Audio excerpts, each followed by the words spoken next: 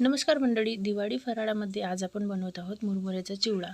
तर मी इथे कढईवर असे मस्त मुरमुरे घेतलेले आहेत आणि कढईमध्ये मुरमुरे टाकून आपल्याला फक्त त्याला असे गरम करून घ्यायचे आहेत आणि एका परातीमध्ये काढून घ्यायचे आहे। त्याला तेल वगैरे काही टाकायचं नाही। नंतर मग कढईमध्ये तेल घालायचं, त्यामध्ये एक वाटी मी शेंगदाणे वापरले आहे, ते मस्त खरपूस होईपर्यंत तळून घ्यायचे आणि सगळे तळून आपल्याला मुरमुऱ्यामध्ये टाकून घ्यायचे।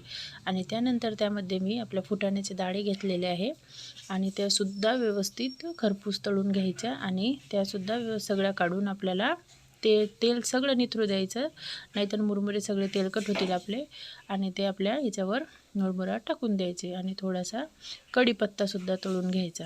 गॅस थोडा कमी करायचा, नाही तर कढीपत्त्याचं सगळं आपल्या अंगावर उडणार।